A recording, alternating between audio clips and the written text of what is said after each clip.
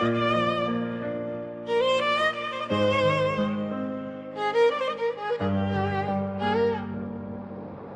zamandır görmürəm yar seni, həsrətinlə keçir gecəm gündüzüm.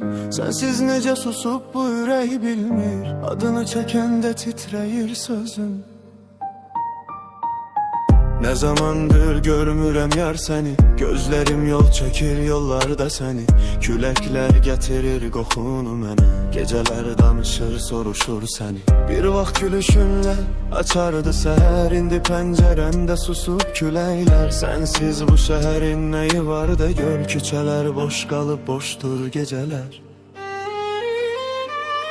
Ne zamandır görmürəm yar seni, özüme yad bildim sensiz her yeri. Geceler adını pıçıldayır dilimi, yüreğim unutmaz senin sevgini. Ne zamandır görmürəm yar seni, her attım aktarır senden bir izi. Bir gün dönsene gel dayan kapımda, koy danışsın gözler susturak sözü. Takvimler değişti, aylar da keçti, ama yüreğimde yerim değişmedi. Deyirlər zamanla unudular her şey, benim bu həsrətim niye bitmedi? Bir mahnı çalınır uzak küçədə, sanki sesin gelir külək içinde. Seni hatırladır her yağış damlası, adın yazılıbmış kalbimin içinde. Ne zamandır görmürəm yar seni, özüme yad bildim sensiz her yeri. Geceler adını pıçıldayır dilim, yüreğim unutmaz senin sevgini. Ne zamandır görmürəm yar seni, her attım aktarır senden birisi. Bir gün dönsene gel dayan kapımda, koy danışsın gözler susturak sözü.